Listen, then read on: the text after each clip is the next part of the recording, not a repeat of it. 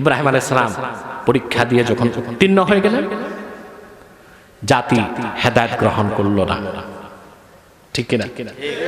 আল্লাহর পক্ষ থেকে বার হুকুম আসছে, ইব্রাহিম তুমি এই বাবেল, এখানে আমার আযাব চলে আসবে, তোমার দায়িত্ব শেষ, গজব আসতেছে, তুমি দ্রুত তোমার পরিবার পরিজন নিয়ে হিজরত করো। তিনি বাবেল থেকে বের হয়ে মিশর হয়ে চলে গেলেন ফিলিস্তিন, কেনান। এই কেনান হচ্ছে ফিলিস্তিনে, কোথায়? সেখানে চলে গেলেন তিনি। আল্লাহর গজব আসলো, নমরুদ এবং বাবেলবাসী শেষ, একটি জনপদ উজাড় হয়ে গেল। হযরত ইব্রাহিম আলাইহিস সালাম চলে গেলেন ফিলিস্তিনে, কিন্তু তার পরীক্ষা চলতেই লাগলো। ফিলিস্তিনে তিনি পৌঁছলেন। হযরত ইব্রাহিমের স্ত্রী ছিল 3 জন। আপনারা জানেন কয়জন? 2 জন জানেন। এক স্ত্রীর নাম হচ্ছে সারা, যাকে বলেন সারা। আরেক স্ত্রীর নাম হাজেরা। ওনার 3য় স্ত্রীর নাম ছিল কোতায়রা বিনতু বানি কায়নুকা।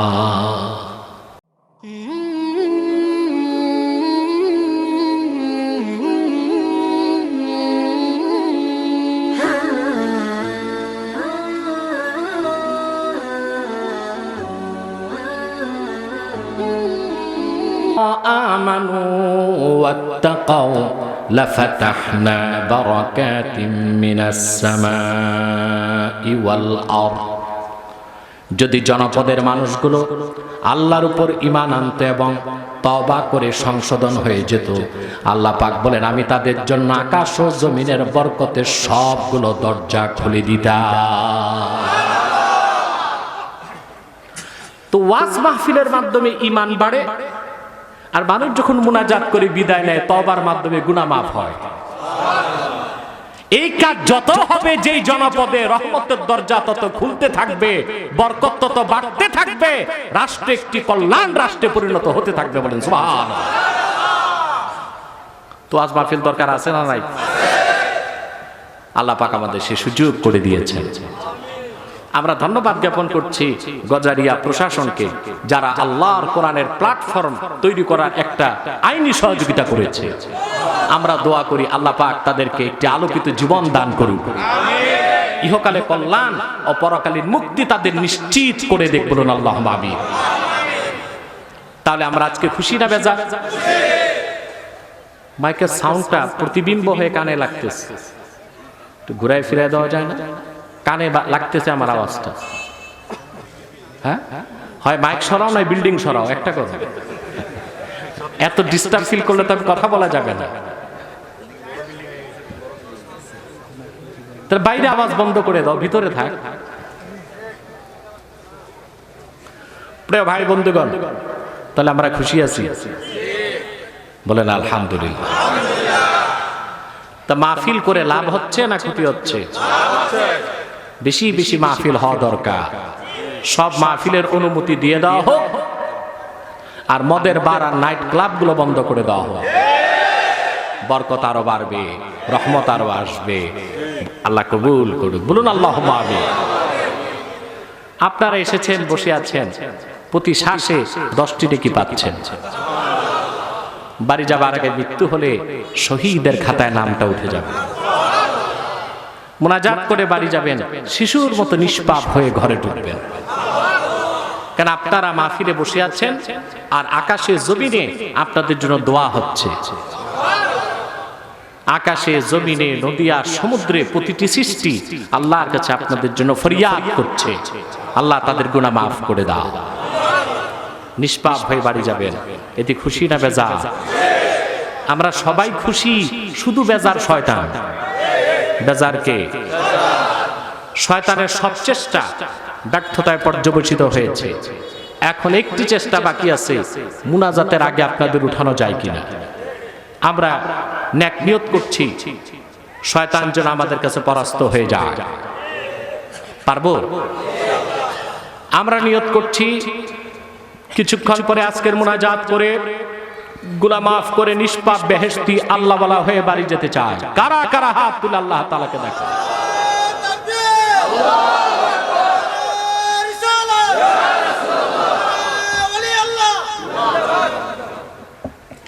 একটা নতুন স্লোগান শুনলাম। স্লোগানে তো বাড়ানোর দরকার নাই, আল্লাহর স্লোগান, তার হাবিবের স্লোগান, ঠিক কিনা? এরপর যদি কারো স্লোগান দিতে হয়, দিতে হবে খোলাফায়ে রাশিদিনের স্লোগান, তা তো দেই না, ঠিক কিনা? প্রিয় ভাই বন্ধুগণ, আসুন আমরা আলোচনায় প্রবেশ করি। আমার সঙ্গে আপনারা তিলাওয়াত করুন, যেন প্রতিটি অক্ষরে নূর আল্লাহ পাক আমাদের সিনায় মানকুশ করে দেন। বলেন আল্লাহুম্মা আমিন। পড়ুন আউযু বিল্লাহি মিনাশ শাইতানির রাজীম। বিসমিল্লাহির রাহমানির রাহিম। وَإِذِ ابْتَلَى إِبْرَاهِيمَ رَبُّهُ بِكَلِمَاتٍ فَأَتَمَّهُنَّ قَالَ إِنِّي جَاعِلُكَ لِلنَّاسِ إِمَامًا صدق الله العظيم।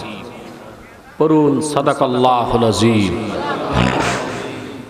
وصدق رسوله النبي الحبيب الكريم ونحن على ذلك من الشاهدين والشاكرين والحمد لله رب العالمين। আল্লাহ পাক কোরআন কারীমে আখিরি নবী মুহাম্মদ সাল্লাল্লাহু আলাইহি সাল্লামের উপর অবতীর্ণ কোরআন কারীমে হযরত ইব্রাহিমের বিপ্লবী জীবনের ইতিহাস তুলে ধরেছেন। আল্লাহ পাক বলেন, মুহাম্মদ সাল্লাল্লাহু আলাইহি সাল্লাম আপনি স্মরণ করুন, ওয়া ইযিবতালা ইব্রাহিম রাব্বুহু বিকালিমাত, যখন আপনার রব হযরত ইব্রাহিমের পরীক্ষা গ্রহণ করলেন। সুবহানাল্লাহ।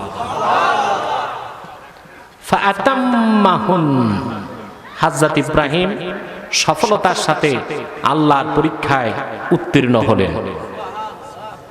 আল্লাহ পাক বললেন, ইন্নী জাইলুকা লিন্নাসি ইমামা, ইব্রাহিম তুমি আমার পরীক্ষায় উত্তীর্ণ হয়েছো, আমি তোমাকে মানব জাতির নেতা হিসেবে নির্ধারণ করব।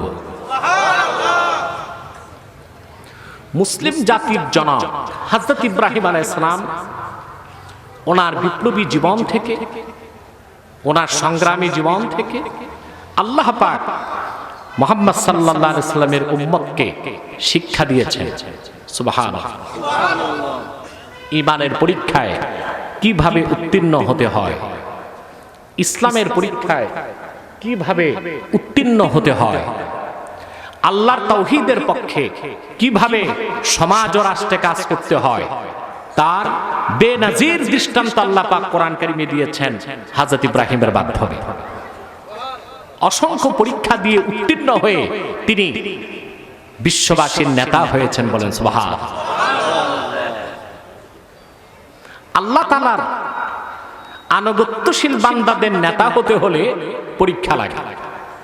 কি লাগে? আর দুনিয়াবী দৃষ্টিকোণ থেকে নেতা হতে পরীক্ষা লাগে না। একটু রাজনীতি করলে, টাকা পয়সা থাকলে, চেলাচামুন্ডা থাকলে নেতা হওয়া যায়। কিন্তু আল্লাহ তাআলার আনুগত্যের পথে নেতা হতে হলে পরীক্ষায় উত্তীর্ণ হতে হবে। পরীক্ষায় উত্তীর্ণ হওয়ার পরই আল্লাহ পাক হযরত ইব্রাহিমকে নেতা মনোনীত করেছেন। বলেন সুবহানাল্লাহ।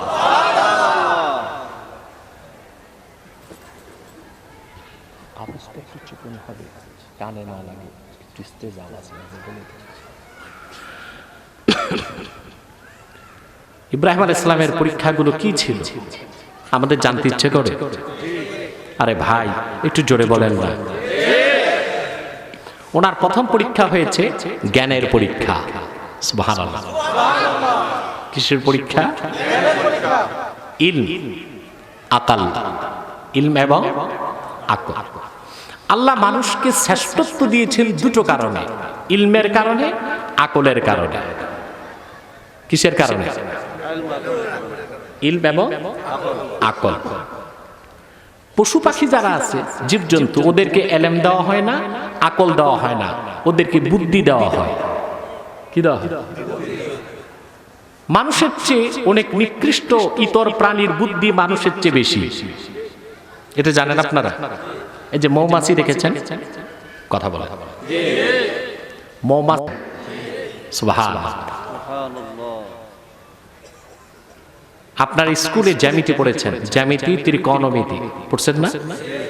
মৌমাছির প্রতিটা ঘর জ্যামিতিক ত্রিকোণমিতির হিসাবে তৈরি করা। তার কাছে কাটা নাই, কম্পাস নাই, কোন স্কুলে পড়ে নাই। আল্লাহ তাকে এত বুদ্ধি দিয়েছেন, সে গাণিতিক ভাবে জ্যামিতিক হারে তার ঘর নির্মাণ করে। কোন কপাট নাই, কোন দরজা নাই। ফুল থেকে মূল্যবান মধু সঞ্চয় করে স্টোর করে জমা করে, কিন্তু মধু ঝরে ঝরে পড়ে যায় না। সুবহানাল্লাহ বলবেন। কত বুদ্ধি! আমার দৃষ্টিতে যত প্রকৌশল বিশ্ববিদ্যালয় বাংলাদেশে আছে, বুয়েট, রুয়েট, চুয়েট, ডুয়েট, সব ইঞ্জিনিয়ারের মাথা এক করলেও মৌমাছির ঘরের মতো একটা ঘর বানাতে পারবে না। তার বুদ্ধিটা আমাদের চেয়ে বেশি, কিন্তু তার এলেম নাই, আকল নাই। এলেম নাই, আকল নাই, ঠিক না? আপনারা বাবুই পাখি দেখেছেন? বাবুই পাখির ঘর দেখছেন? দেখবেন কি করে? এখন তো তাল গাছ কমে গেছে, আগে আমরা দেখতাম। সুনিপুণ দক্ষতায় বাবুই পাখি ঘর বানায়।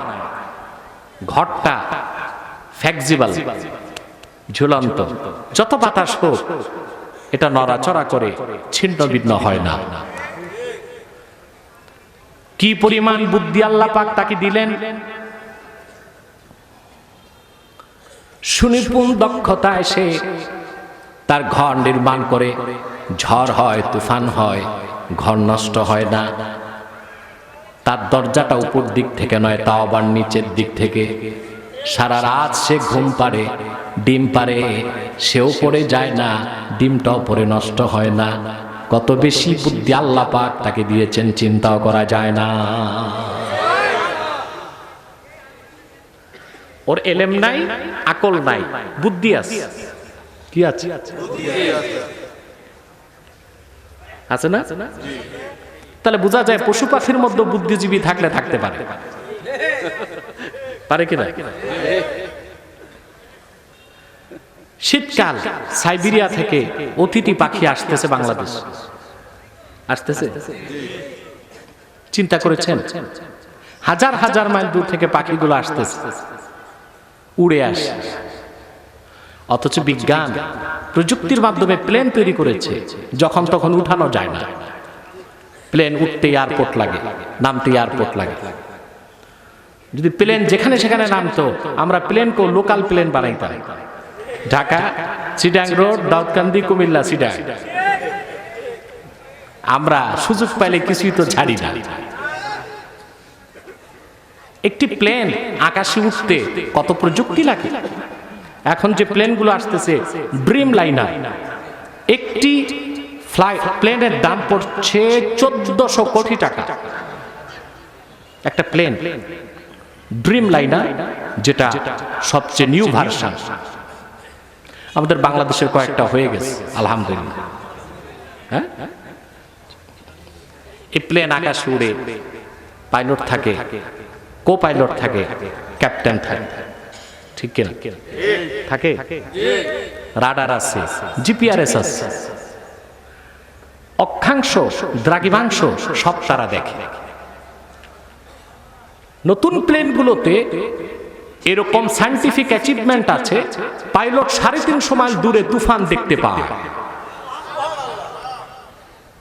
তারপরে ঢাকা থেকে প্লেন সিঙ্গাপুর যাবে, প্রতি মুহূর্তে পাইলট এটিসি, এয়ার ট্রাফিক কন্ট্রোলের সাথে যোগাযোগ রক্ষা করে। তারপর যদি কুয়াশা থাকে, যত বড় পাইলট আর প্লেন হোক, লো ভিজিবিলিটিতে প্লেন নামতে পারে না। কিন্তু একটি অতিথি পাখি, সে ক্যামব্রিজে পড়ে নাই, অক্সফোর্ডে পড়ে নাই, তার কোনো রাডার নাই, এটিসি নাই, জিপিআরএস নাই, সাইবেরিয়া থেকে উড়ল, হাজার হাজার মাইল পথ পাড়ি দিয়ে বাংলাদেশে এসে পেট ভরে মাছ খায়। মাছ দিয়ে পেটটা ভরে যায়, পরিতৃপ্তির সাথে আবার সে তার নিজ বাসভূমি সাইবেরিয়াতে ফিরে যেতে পারে কিনা বলে? তার বুদ্ধি কত বেশি! শুধু বুদ্ধি, আমি তো বলবো ওই পাখিগুলোর পাওয়ার অফ মেমোরাইজ আছে, স্মৃতিশক্তিও, নতুবা দেশ চিনে কেমন করে? কথা তো না, তো তার বুদ্ধি আছে। কি আছে? একটি পিপিলিকা, পিঁপড়া, হায়াতুল হাইওয়ানে এসেছে, একটি পিঁপড়া তার শরীরের যত ওজন তার চেয়ে 13 গুণ বেশি ক্যারি করতে পারে। আপনার ওজন যদি 2 মণ হয়, আপনি 26 মণ বহন করতে পারবেন? হালুয়া হয়ে যাবে। ঠিক কি? পিঁপড়াকে আল্লাহ যে বুদ্ধি দিয়েছেন, টেকনোলজি দিয়েছেন, ও তার শরীরের ওজন থেকে 13 গুণ বেশি বহন করতে পারে। আপনার কাছে একটা হাতিজা, পিঁপড়ার কাছে একটা ফড়িংটা, একটা বিশাল ফড়িং একটা পিঁপড়া টেনে নিয়ে যায়। এটা দেখেই তো বিজ্ঞান ক্রেন আবিষ্কার করেছে, পিঁপড়ার প্রযুক্তি নিছে। সুবহানাল্লাহ বলবেন? পিঁপড়ার বুদ্ধি আছে, কিন্তু মানুষকে আল্লাহ শ্রেষ্ঠত্ব দিয়েছেন বুদ্ধির কারণে নয়, ইলম আর আকল। এবার ইব্রাহিম আলাইহিস সালামের পরীক্ষা দেখুন। একটি জটিল কথা সহজ করে বুঝাবার জন্য এত কথা বললাম। হযরত ইব্রাহিমের প্রথম পরীক্ষা হয়েছে আকলের পরীক্ষা। সুবহানাল্লাহ বলবেন? এটাকে বলা হয় আকলে সালিম। আকলে সুষ্ঠু জ্ঞান, সুস্থ জ্ঞান, অসুস্থ না, সুস্থ জ্ঞান। তিনি, তার বাড়ি ছিল বাবেল, বর্তমান ইরাকে একটি শহর হচ্ছে বাবেল। ইতিহাসে যার নাম বেবিলন। কিনা আপনারা শুনেছেন? পৃথিবীর কথা বন্ধ করতে পারো না? হ্যাঁ, ডানে ডানে। সব সময় প্রতিটি মাহফিলে কিছু মানুষ আসে ইয়াজুজ মাজুজের চরিত্রের। ঠিক কিনা?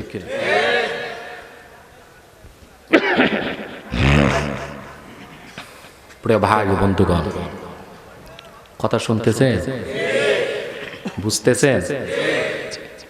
আপনার তো আবার কেচ্ছা কাহিনী বেশি শুনলেন। কোনটা?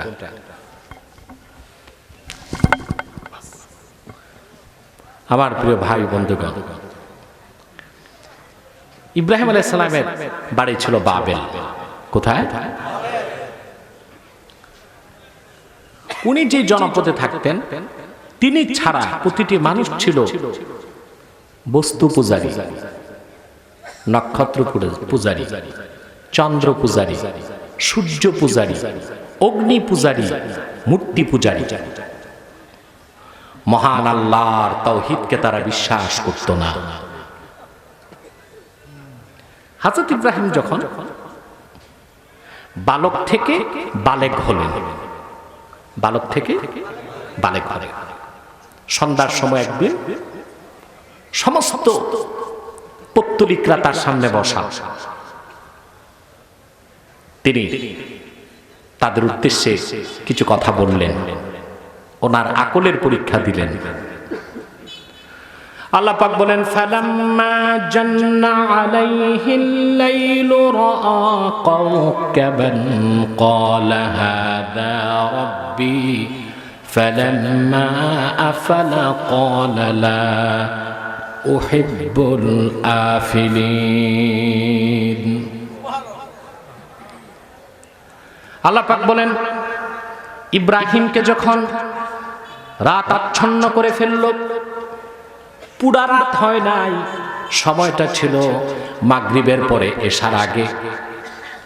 তিনি আকাশ পানে তাকিয়ে নক্ষত্রমালা দেখতে পেলেন, আর তিনি বললেন, হাদা রব্বি, এটা আমার রব। আল্লাহ পাক বলেন, ফালাম্মা আফালা ক্বালা লা উহিব্বুল আফিলিন।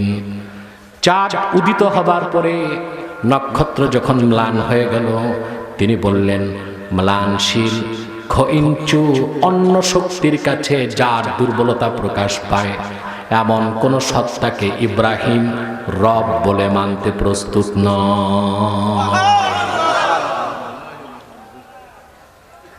আল্লাহ পাক বলেন, فلما رأى القمر بازغا قال هذا ربي। তারপরে ইব্রাহিম আলাইহিস সালাম পূর্ণিমার চাঁদকে দেখতে পেলেন। তিনি বললেন, এটা আমার রব, আগেরটা নয়। রাতের শেষে যখন চাঁদ ধীরে ধীরে ম্লান হয়ে গেল, তিনি বললেন, শোনো, এই চাঁদ রব হতে পারে না, এটা শক্তিও ক্ষয় হয়ে যায়। দিনের শেষে যখন সূর্য উদিত হলো, আল্লাহ পাক বলেন, ফালাম্মা রাআশ শামসা বাযিগাতান ক্বালা হাযা রাব্বী হাযা আকবার। সকালবেলা তিনি যখন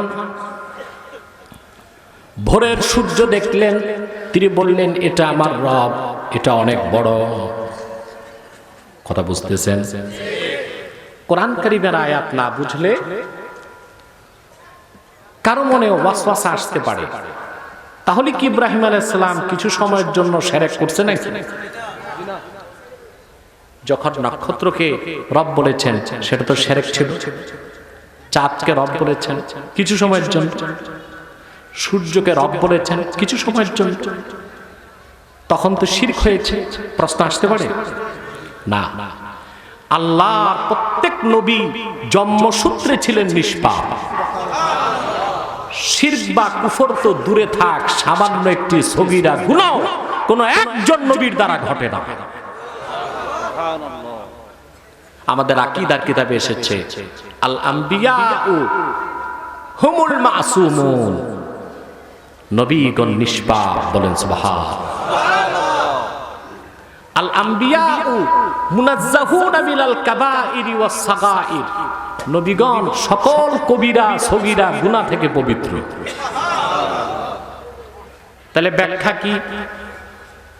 বিশ্ববরেণ্য মুফাসসির হাফেজ জালালউদ্দিন সুয়ুতী রাহমাতুল্লাহি আলাইহি আয়াতের ব্যাখ্যা করতে যে লিখেছেন, ইব্রাহিম আলাইহিস সালাম যখন নক্ষত্রকে রব বলেছেন, সেটা তার মনের কথা ছিল না। ওনার সামনে উপস্থিত ছিল নক্ষত্র পূজারীগণ। তাদের লক্ষ্য করে তিনি বলেছেন, হাযা রাব্বি আলা জামিকুম। নক্ষত্র পূজারীরা, তোমাদের ধারণা অনুযায়ী এটা আমার রব। চাঁদকে যখন বলেছেন হাযা রাব্বি, এটা তার বিশ্বাস ছিল না। তার সামনে ছিল চন্দ্র পূজারীগণ, তাদেরকে লক্ষ্য করে বলেছেন, হাযা রাব্বি আলা জামিকুম, তোমাদের ধারণায় এটা আমার রব। সূর্যকে যখন বলেছেন এটা আমার রব, এটা তার বিশ্বাস না। সূর্য পূজারীদেরকে বলেছেন, তোমাদের ধারণায় এটা আমার রব।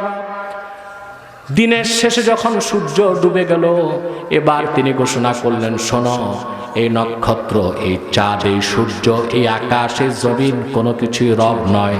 আসল রবের পরিচয়টা নাও। ইন্নী ওয়াজ্জাহাতু ওয়াজহিয়া লিল্লাযী ফাতারাস সামাওয়াতি ওয়াল আরদা হানিফান ওয়া মা আনা মিনাল মুশরিকিন।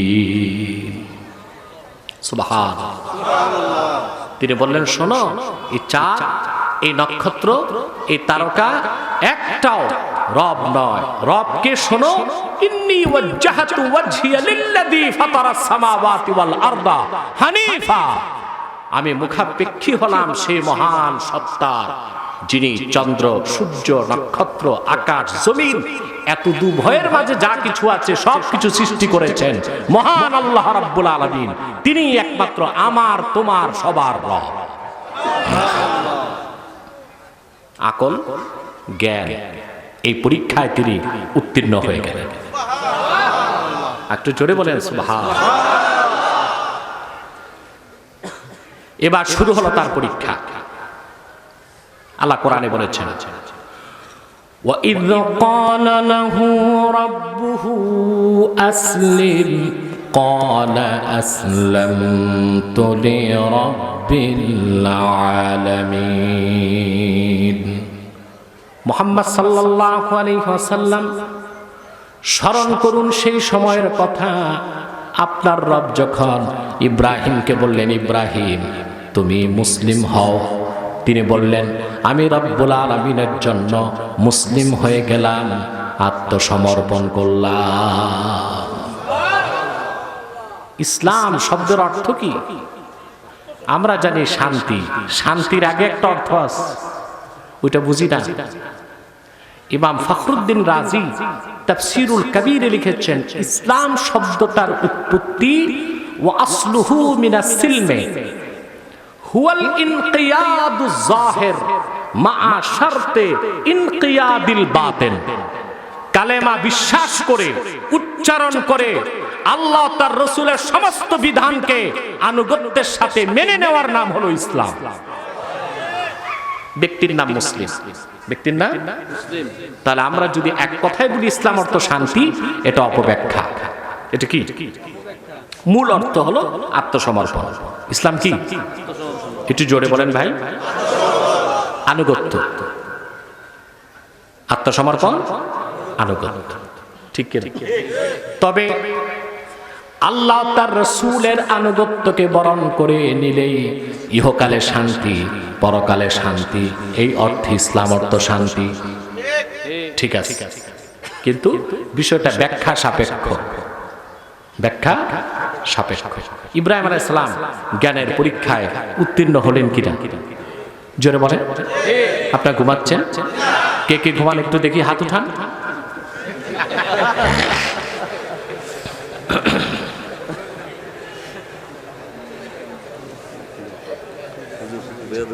না না, ঠিক আছে, অনেক খুশি হলাম যে অনেক সময় দিয়েছেন আপনি। আপনি যখন আসবেন প্রিয় ভাই বন্ধুগণ, কথা শুনতেছে? ঘুমাচ্ছেন না তো? তবে রাত তো বেশি, যে বেশি যাদের কষ্ট তারা চলে যাওয়ার অনুমতি আছে আপনাদের মধ্যে। আমরা একটু কষ্ট করব না একটু দোয়া করে যাব গুনাহ মাফ করে, ঠিক কিনা? বসে না, বসলে চেয়ারটা সরাই।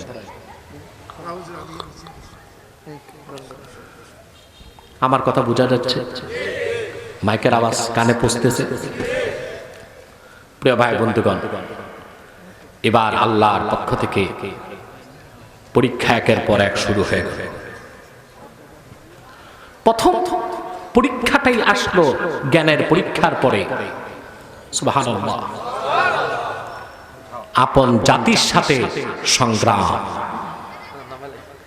হযরত ইব্রাহিম আলাইহিস সালামের গোটা জীবনটাই ছিল সংগ্রামী জীবন। আল্লাহ পাক ডাক দিয়ে বলেন, ইব্রাহিম আমার পরিচয় তুমি পেয়েছো, এবার আমার একত্বের কথা, তাওহীদের কথা তোমার জাতিকে শোনাও। এটা সবচেয়ে কঠিন কাজ, ঠিক কিনা? একটি কথা মনে রাখবেন, ওয়াজ করা সহজ কাজ, বয়ান করা সহজ কাজ, সবচেয়ে সহজ পিড়ি মুড়ি দি। সবচেয়ে সহজ কি? পিড়ি মুড়ি। জিকির ফিকির করে, হালুয়া রুটি খায়, ঠিক কিনা? আর এখনকার পীর সাহেবরা তো ওয়াজও বেশি করে না,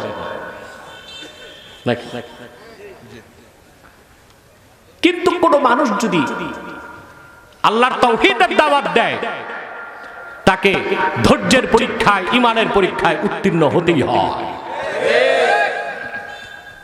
ইব্রাহিম আলাইহিস সালামের উপর মহা পরীক্ষা আসলো। আল্লাহ বললেন, ইব্রাহিম আমার তাওহীদ একত্বের দাওয়াত তোমার জনপদে ছড়াও, সবাইকে দাও। আল্লাহ পাক কোরআন কারীমে বলেছেন, إذ قال لأبيه وقومه ما هذه التماثيل التي أنتم لها عاكفون। হযরত ইব্রাহিম ওনার কওমকে, জাতিকে, চাচাকে, বাবাকে, সবাইকে ডেকে বললেন, তোমরা এই যে হাতে বানানো মূর্তি প্রতিকৃতির ইবাদত করো, এগুলো কি, কেন করো? এগুলোর ইবাদত করো কেন? মহান আল্লাহর ইবাদত বাদ দিয়ে জাতি একটা জবাব দিয়েছে, ক্বালু ওয়াজাদনা আবাআনা লাহা আবিদিন। এসব প্রতিকৃতি, প্রতিচ্ছবি প্রতিবার ইবাদত করি, কোনো দলিল নাই, একটাই দলিল বাপদাদা করেছে, আমরাও করি। এই বসেন সবাই, কোনো নড়াচড়া চলবে না। কথা বুঝতেছেন? দলিল কয়টা দিছে? বাপদাদা করতে আমরাও। তারা দোহাই দিছে চেতনার দোহাই, যে বাপদাদার চেতনায় সমৃদ্ধ হয়ে আমরা এই কাজ করি। হযরত ইব্রাহিম আলাইহিস সালাম তখন বললেন, ক্বালা লাকাদ কুনতুম আনতুম ওয়া আবাউকুম ফি দালালিম মুবিন। তোমরা আর তোমাদের বাপ দাদা যারাই শিরক করেছে তারা প্রত্যেকে সুস্পষ্ট গোমরাহিতে লিপ্ত আছে। তর্ক বিতর্ক বাড়তে লাগলো। এক পর্যায়ে ইব্রাহিম আলাইহিস সালাম কঠিন অ্যাকশনে চলে গেলেন। সুবহানাল্লাহ। আল্লাহর নবীগণ কোন অপশক্তিকে কোনোদিন ভয় পায় না। এর জন্য নবীগণের উত্তরসূরি যারা মুমিনগণ কখনোই সত্যের প্রচারে, তাওহীদের প্রচারে কোন নির্যাতনকারী নির্যাতন কিংবা কোন অপশক্তির রক্ত চক্ষুকে পরোয়া করার সময় পায় না। ঠিক কিনা বল? হযরত ইব্রাহিম কি বললেন? ঠিক আছে, আমার কথা মানবা না? এই পৌত্তলিকতাই করবা, এই মূর্তি পূজাই করবা? তো শোনো, ওয়াতাল্লাহি লাআকিদান্না আসনামাকুম বা'দা আন তুওয়াল্লু মুদবিরিন। ঠিক আছে, আমিও সিদ্ধান্ত নিলাম, তোমরা বাড়ি যাওয়ার পর তোমাদের হাতে বানানো খোদাগুলোর ব্যাপারে আমি ডাইরেক্ট অ্যাকশনে চলে যাব।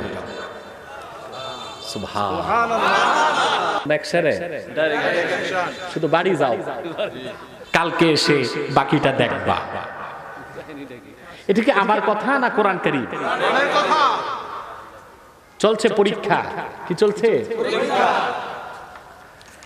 তারপর ইব্রাহিম আলাইহিস সালাম কি করলেন?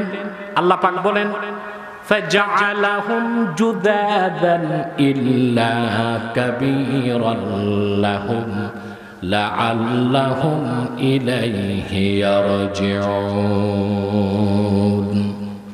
ইব্রাহিম আলাইহিস সালাম একটি শক্ত কুঠার নিলেন, যত হাতে বানানো খোদা আছে তাদের সবগুলোরে ভাঙলেন। ভেঙ্গে আল্লাহ বলেছেন জুদাদা, টুকরা টুকরা করে দিলেন। আল্লাহু আকবার। সবচেয়ে বড় মূর্তিটা নাকের মধ্যে কুড়ালটা টাঙ্গায় দিয়েছেন, ওটারে ভাঙবেন না। সুবহানাল্লাহ। সকালবেলা সব আসছে, সব এসে দেখে হইছে সর্বনাশ। যত হাতে বানানো তাদের খোদা সব উপুত হয়ে পড়ে আছে, নাক কান সব সমান, টুকরা টুকরা হয়ে আছে। শুরু হয়ে গেল হইচই।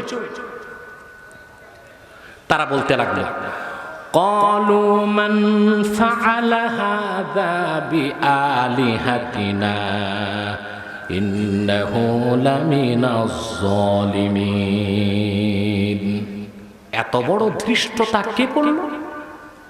যেই দেশের শাসক নমরুদ নিজেই মূর্তি পূজারী, ওই দেশে এই দুঃসাহস কার যা আমাদের খোদাগুলোরে ভাঙ্গা টুকরা টুকরা করে দিচ্ছে? এই সাহসটা কার হতে পারে? কিছু লোক বলল একজনের কাজ। সুবহানাল্লাহ। قالوا سمعنا فتى يذكرهم يقال له إبراهيم। একজন যুবক আছে আমাদের দেশে, এই মূর্তিগুলোরে গালিগালাজ করে। যুবক লোকেরা তার ইব্রাহিম বলে ডাকে, সে ছাড়া এই কাজ আর কেউ করে না। সুবহানাল্লাহ। গোটা জাতি শিরকে লিপ্ত, গোটা জাতি পৌত্তলিকতায় লিপ্ত, আর একমাত্র ইব্রাহিম আলাইহিস সালাম তাওহীদের দৌলত সিনায় নিয়ে সংগ্রাম শুরু করে দিলেন।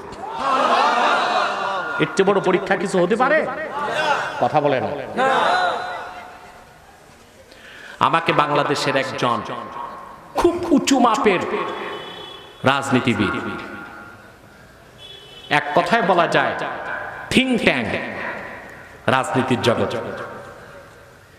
তিনি আমাকে বললেন, আপনি যে এত কঠোর কথা বলেন, আপনার লোক কেমন আছে? বুঝেন না?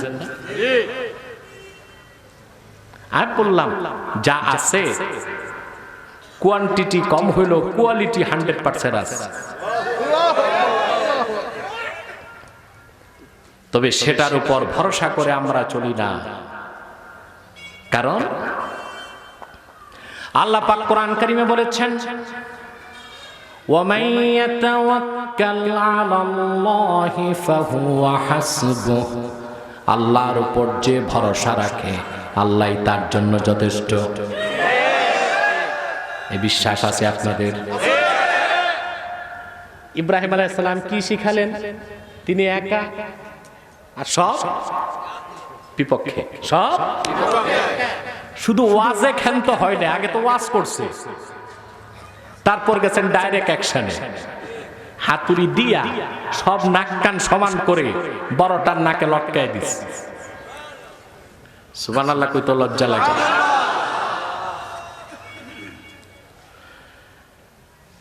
প্রকাশ পেয়ে গেল এই কাজ করেছেন ইব্রাহিম। কে করেছেন? সংবাদ চলে গেল নমরুদের কাছে। নমরুদ তার ফোর্স পাঠাবে, আটকাও ইব্রাহিমকে, অ্যারেস্ট করা হলো। এবার জিজ্ঞেস করা হলো তাকে, ক্বালু আ'আনতা ফাআলতা হাযা বিআলিহাতিনা ইয়া ইব্রাহিম। ইব্রাহিম, কাজটা কি আপনি করছেন? কাজটা কি আপনি করছেন নাকি? এখন ইব্রাহিম আলাইহিস সালাম, সুবহানাল্লাহ, যদি বলেন না আমি করি নাই তাহলে হবে মিথ্যা, আর যদি বলেন করেছি তো মিশন বাকি থাকতেই কাজ শেষ। দুই দিক সমস্যা। কিন্তু আল্লাহ প্রত্যেক নবী চরিত্রের সর্বোচ্চ মানদণ্ডে উত্তীর্ণ ছিলেন। বিপদের চরম মুহূর্তেও তারা একটি শব্দ মিথ্যা উচ্চারণ করেন না। তিনি তাওরিয়া করলেন। কি করলেন? তাওরিয়া কি জানেন? তাওরিয়া হলো আল্লাযী, কথা তিন প্রকার। কয় প্রকার? তোমাদের মাইক সবসময় খারাপ থাকে কেন? আমার খুব বিরক্ত লাগতেছে। আমার ওয়াজ আমি শুনি, নাই স্টেজে আওয়াজ। আলিপুরার মাইক ছিল 1 নাম্বার, খুব সুন্দর আওয়াজ ছিল। ওটা তো সেটিং করতে হবে সেভাবে। বাইরের আওয়াজ দরকার কি? যারা আসেনে তাদের ওয়াজ শোনানো ঠেকা পড়ছে আমাদের। ভিতরের আওয়াজ ঠিক করলেই তো হয়। বিল্ডিং এর দিক থেকে সব দাগ ঘুরিয়ে দিলেই হয়। আমাদের তো বাইরে ওয়াজ শোনানোর দরকার আছে। কথা বলে যারা আসছে তারা ওয়াজ শুনছে, যে আসে নাই তার আমরা ঠিকাদারি নিয়েছি, তার কানে ওয়াজ পৌঁছাবো।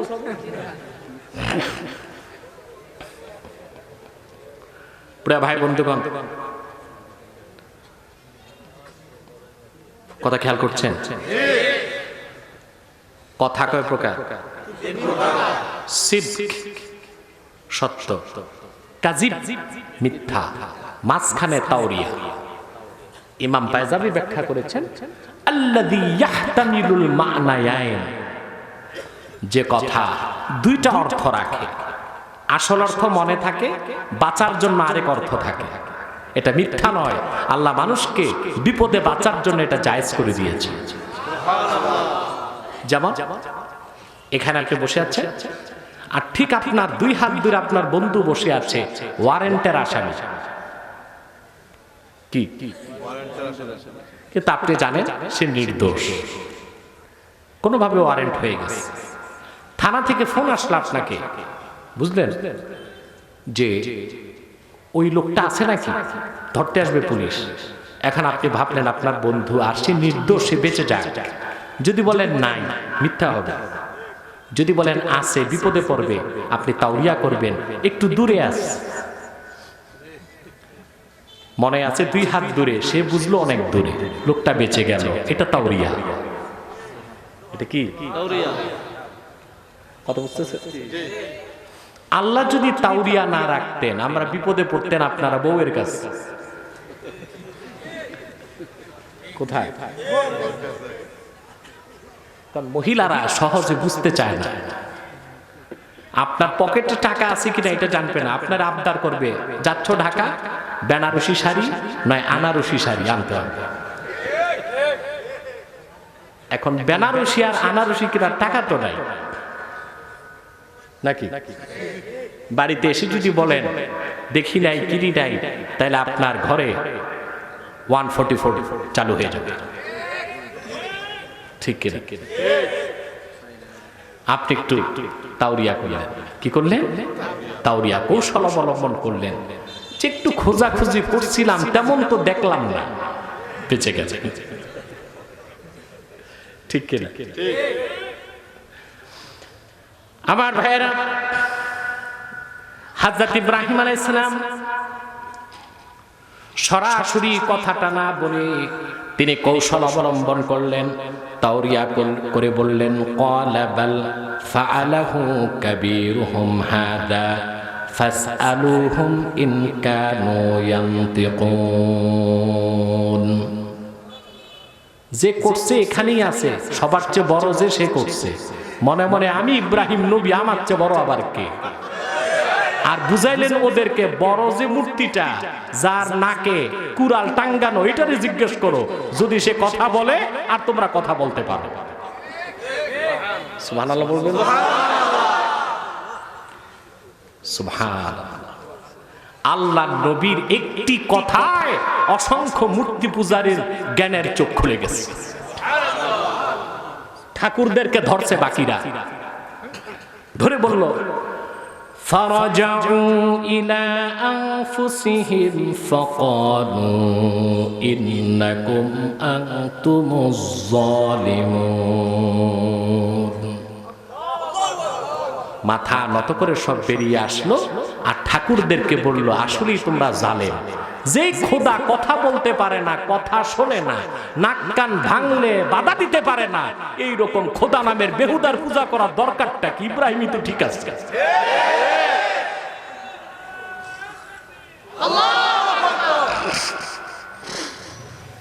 ঠিক কে? সুবহানাল্লাহ বলবেন না? এই পরীক্ষায় তিনি উত্তীর্ণ, ঠিক কিনা? এবার আসলো তার কঠিন পরীক্ষা, অগ্নি পরীক্ষা। নমরুদ তার মন্ত্রী পরিষদ নিয়ে বসেছে। ইব্রাহিমের এত ধৃষ্টতা, এত ক্ষমতা কই পেল? তাকে এমন কঠিন শাস্তি দিতে হবে যেন ভবিষ্যতে কেউ আমাদের খোদাদের সাথে আর বেয়াদবি না করে। এখন মন্ত্রী পরিষদ তাকে পরামর্শ দিচ্ছে, নমরুদকে, তাকে শুলে চড়ান। কেউ বলল ফাঁসিতে লটকান, কেউ বলল দেশান্তরিত করেন। সবার শেষে তাদের মন্ত্রী পরিষদ সিদ্ধান্ত একটা নিল। আল্লাহ পাক কোরআনে বলেন, আল্লাহ পাক বলেন, ক্বালু হাররিকুহু ওয়ানসুরু আলিহাতাকুম ইন কুনতুম ফাইলিন। সিদ্ধান্ত একটাই, এত বড় ধৃষ্টতা ইব্রাহিম দেখিয়েছে, তাকে জীবন্ত আগুনে জ্বালিয়ে দাও যদি তোমরা আসলে তোমাদের হাতে বানানো খোদাগুলোরে ভালোবেসে থাকো। সিদ্ধান্ত পাকা হয়ে গেল। বিশাল অগ্নিকুণ্ড গর্ত খনন করা হলো।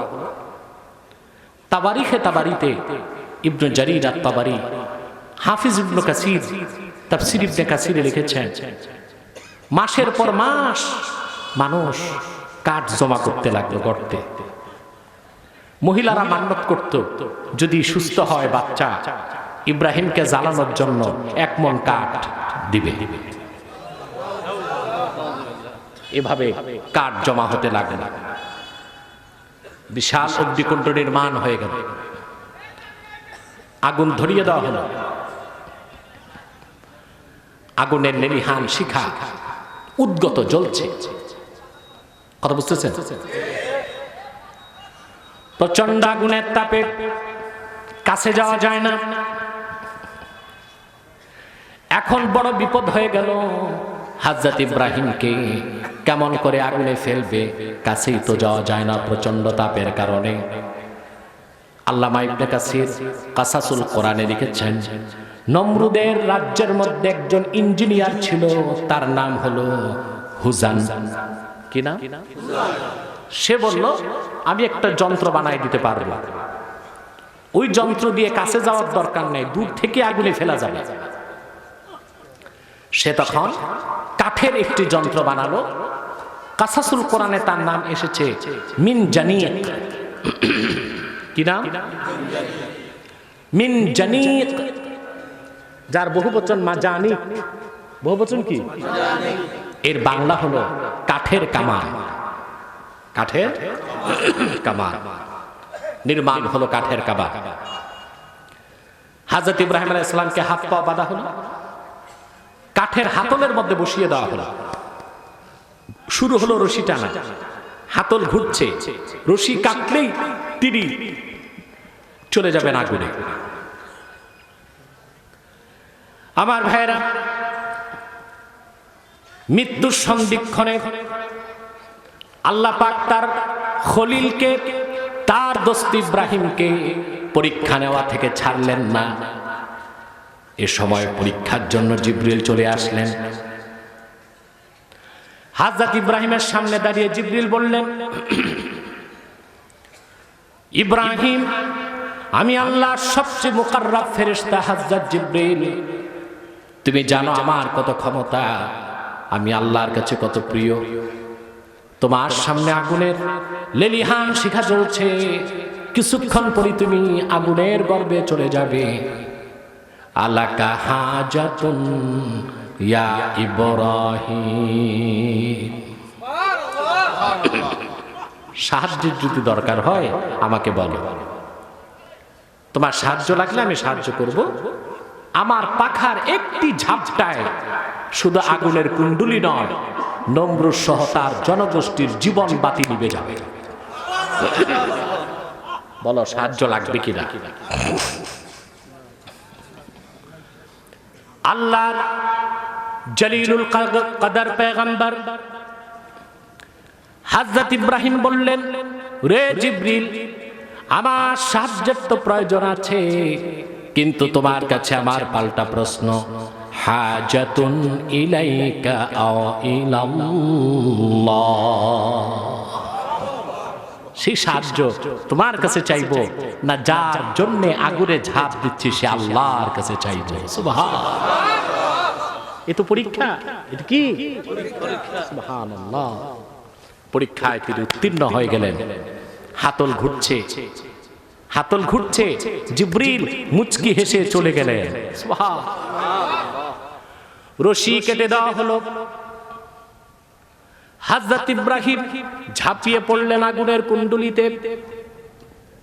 তাওয়ারিখে তাবারিতে এসেছে, একটি বর্ণনায় 3 দিন, আরেক বর্ণনায় 7 দিন, অন্য বর্ণনায় 40 দিন তিনি আগুনের গর্ভে থাকলেন। সবচেয়ে প্রসিদ্ধ মত 7 দিন। আজার মূর্তি পূজারীদের নেতা প্রাসাদের ছাদে দাঁড়িয়ে আগুনের দিকে অবলোকন করছে, ইব্রাহিমের পরিণতি কি তা দেখবে। এমন সময় দেখতে পেল আগুনের গর্তের ভিতরে সবুজ একটি বাগানে আল্লাহর পয়গম্বর হযরত ইব্রাহিম হাসি খুশি হেঁটে বেড়াচ্ছে। চরম আফসোসের সঙ্গে আজার তখন বলল, নে'মার রাব্বু রাব্বুকা ইয়া ইব্রাহিম, সত্যি ইব্রাহিম তুমি মহাসত্য রব যিনি আল্লাহ রাব্বুল আলামিন, ওনার ইবাদত করো। আমরাই ভুলে আছি তোমার রব সর্বোত্তম রব এবং প্রতিপালনকারী, তাতে সন্দেহ নাই। সুবহানাল্লাহ। আগুন থেকে বেরিয়ে আসলেন, আগুন থেকে পরীক্ষায় পাস না ফেল? চলো বলতে হবে। তিনি যখন আগুনে গেলেন, আল্লাহ আগুনকে হুকুম করলেন। আল্লাহ পাক বলেন, কুলনা ইয়া নারু কুনি বারদান ওয়া সালামান আলা ইব্রাহিম। আল্লাহ পাক বলেন, আমি আগুনকে ডেকে বললাম, হে আগুন, তুমি আমার পয়গম্বর ইব্রাহিমের জন্য শান্তিদায়ক ঠান্ডা হয়ে যাও। আগুন ওনার জন্য হয়ে গেল নাতিশীতোষ্ণ, না বেশি ঠান্ডা না বেশি গরম। কম্বলের ভিতর ঘুমাইলে মাঘ মাসে যে আরাম পাওয়া যায়, হযরত ইব্রাহিম আগুনের গর্ভে সে আরামটা পাইল। সুবহানাল্লাহ। আল্লাহ পাক তার জন্য এই ব্যবস্থা করে দিলেন। সুবহানাল্লাহ। হযরত ইব্রাহিম আলাইহিস সালাম যে পরীক্ষা দিয়েছেন, আখির নবী মুহাম্মদ সাল্লাল্লাহু আলাইহি ওয়াসাল্লামের সাহাবী অনেকে এর চেয়ে কঠিন পরীক্ষা দিয়েছে। তার মধ্যে একজন হযরত আম্মার ইবনে ইয়াসির রাদিয়াল্লাহু তাআলা, নাম শুনেছেন? কথা বলবেন না ভাই? আম্মার মক্কাতে এক পরিবারের তিনজন। কয়জন? ইয়াসির, আম্মার, সুমাইয়া। ইয়াসির হলেন পিতা, সুমাইয়া মা, আম্মার ছেলে। সবচেয়ে গরিব পরিবারের লোক তারা।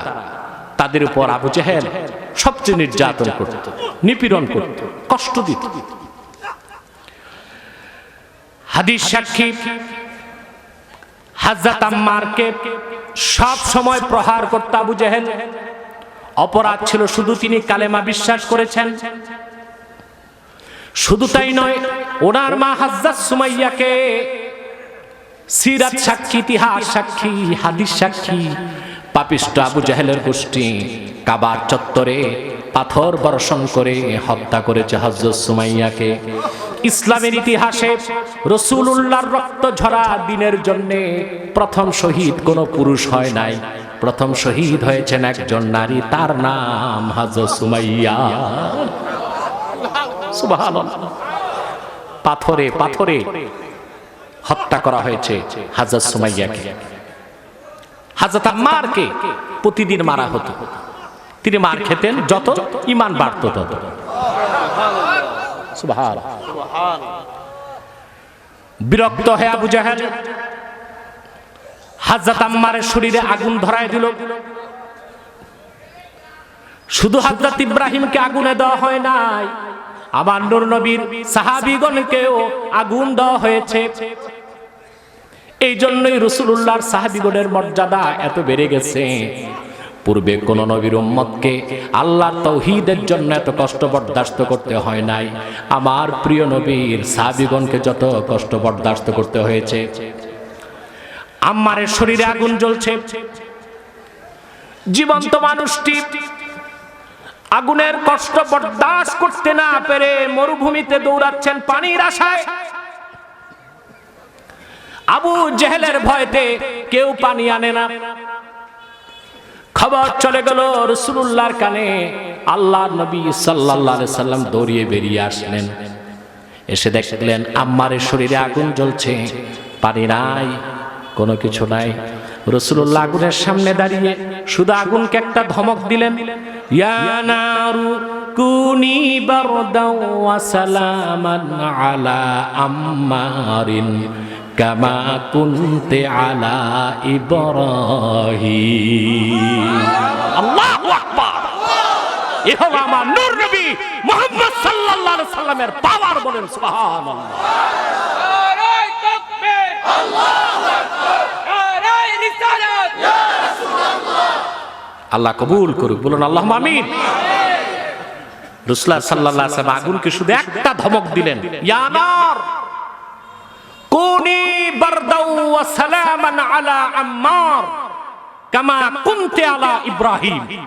হে আগুন, আমার আম্মারের জন্য তুমিও শান্তিদায়ক ঠান্ডা হয়ে যাও, যেভাবে আরেকবার হয়েছিল আমার দাদা ইব্রাহিমের জন্য, রাসূলুল্লাহর এক ধমকে আম্মারের শরীরের আগুন হয়ে গেল। পানি বলেন সুবহানাল্লাহ।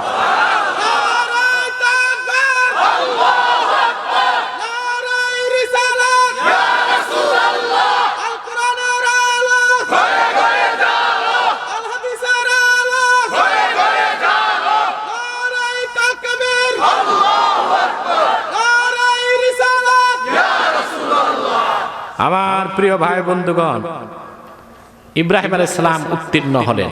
কি হলেন? আগুনের পরীক্ষায়। এসব পরীক্ষা, এসব কি? সুবহানাল্লাহ। এবার নমরুদ দুর্বল হয়ে গেল যে একটি মানুষকে আগুনের মধ্যে দিলাম, তার একটা পশম জ্বলল না। নিশ্চয়ই ইব্রাহিমের কাছে যে ক্ষমতা, ওটা সুপ্রিম ক্ষমতা, সুপারিয়র পাওয়ার তার কাছে আছে, আমার কিছু করার ক্ষমতা নাই। এবার নমরুদ বলল, হযরত ইব্রাহিমকে দাওয়াত দিল সংলাপে।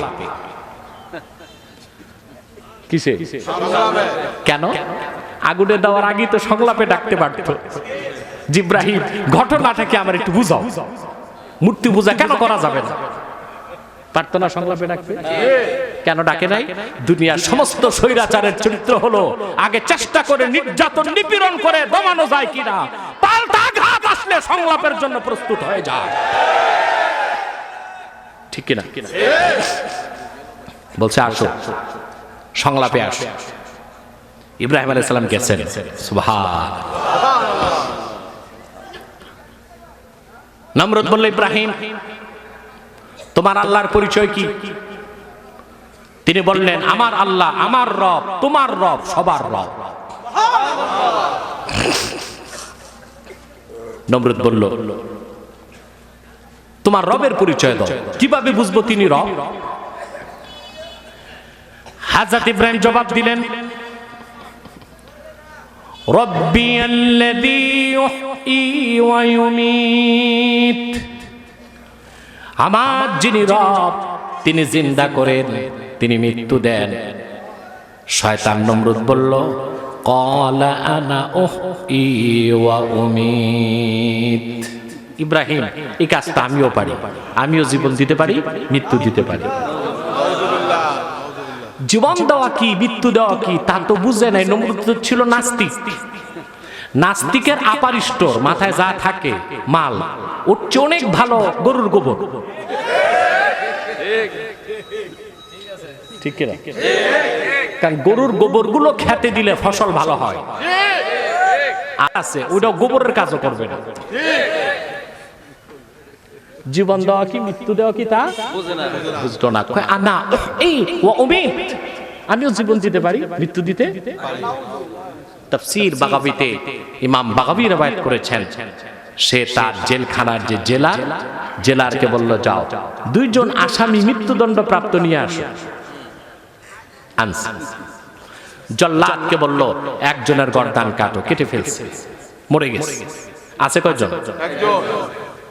বললো এরে ছেড়ে দাও, গেছে বাড়ি। দেখলা হুকুম দিয়া মানলাম, হুকুম দিয়ে ছাড়লাম। ইব্রাহিম আলাইহিস সালাম ভাবলেন, এ তো আস্তা গোবর গণেশ, ওর মাথায় তো কিচ্ছু নাই। ঠিক কিনা? এবার তিনি আল্লাহ রাব্বুল আলামিনের রুবুবিয়তের পক্ষে আবার দলিল দিলেন, ইন্নাল্লাহা ইয়াতি বিশ-শামসি মিনাল মাশরিক ফাআতি বিহা মিনাল মাগরিব ফাবুহিতাল্লাযী কাফার ওয়াল্লাহু লা ইয়াহদিল কওমাজ যালিমিন। শোনো নমরুদ, আমার যিনি রব, প্রত্যেক দিন তিনি পূর্বাকাশ থেকে সূর্য উঠান, পশ্চিমে ডুবান। তুই নমরুদ যদি রব হওয়ার দাবি করে থাকিস, আমার আল্লাহর পশ্চিমে ডুবানো সূর্য তুলে দেখা তো দেখি। আল্লাহ পাক বলেন, ফাবুহিতাল্লাযী কাফার, যে কুফরি করল সে হতভম্ব হয়ে গেল, তার জারিজুরি শেষ, জারিজুরি শেষ হয়ে গেল। ইব্রাহিম আলাইহিস সালাম পরীক্ষা দিয়ে যখন উত্তীর্ণ হয়ে গেলেন, জাতি হেদায়েত গ্রহণ করল না। ঠিক কিনা? আল্লাহর পক্ষ থেকে বার হুকুম আসছে, ইব্রাহিম তুমি এই বাবেল, এখানে আমার আযাব চলে আসবে, তোমার দায়িত্ব শেষ, গজব আসতেছে, তুমি দ্রুত তোমার পরিবার পরিজন নিয়ে হিজরত করো। তিনি বাবেল থেকে বের হয়ে মিশর হয়ে চলে গেলেন ফিলিস্তিন, কেনান। এই কেনান হচ্ছে ফিলিস্তিনে, কোথায়? সেখানে চলে গেলেন তিনি। আল্লাহর গজব আসলো, নমরুদ এবং বাবেলবাসী শেষ, একটি জনপদ উজাড় হয়ে গেল। হযরত ইব্রাহিম আলাইহিস সালাম চলে গেলেন ফিলিস্তিনে, কিন্তু তার পরীক্ষা চলতেই লাগলো। ফিলিস্তিনে তিনি পৌঁছলেন। হযরত ইব্রাহিমের স্ত্রী ছিল 3 জন। আপনারা জানেন কয়জন? 2 জন জানেন। এক স্ত্রীর নাম হচ্ছে সারা, যাকে বলেন সারা। আরেক স্ত্রীর নাম হাজেরা। ওনার তৃতীয় স্ত্রীর নাম ছিল কোতায়রা বিনতু বানি কায়নুকা। তৃতীয় স্ত্রীর নাম ছিল কোতায়রা। কি নাম ছিল? নামটা খুব অপ্রসিদ্ধ, আমাদের জানা খুব একটা নেই। ওনার স্ত্রী সারা, তার কথায় আল্লাহর হুকুমে আল্লাহ হুকুম করলেন হাজেরাকে আর বড় সন্তান হযরত ইসমাইলকে নিয়ে ফিলিস্তিন থেকে মক্কায় চলে যেতে। কোথায়? আল্লাহ হুকুম করলেন। মক্কার নাম ছিল তখন বাক্কা। কি নাম ছিল? রাসূলুল্লাহর ইজ্জতে রাসূলুল্লাহর নাম মুহাম্মদ, সেই প্রথম অক্ষর মিম দিয়ে বাক্কার নাম পরিবর্তন করে আল্লাহ করে দিলেন মক্কা। তিনি ওনার স্ত্রী আর বড় সন্তান ইসমাইল, তখন ওনার দ্বিতীয় সন্তান ইসহাকের জন্ম হয় নাই। আসুন আল্লাহর হুকুমগুলো নবীর তরিকায় পালন করার চেষ্টা করি। আমিন। আজে বাজে পোস্ট শেয়ার করতে পারেন, ভালো পোস্ট পারেন না, এটাই শেয়ার করুন, অন্যদের পড়ার সুযোগ দিন, দ্বীনের পথে সবাইকে দাওয়াত দিন। ইনশাআল্লাহ ইসলামের বিজয় চিরদিন হবে। ভিডিওটি ভালো লাগলে লাইক, শেয়ার, কমেন্ট করবেন এবং সাবস্ক্রাইব করবেন।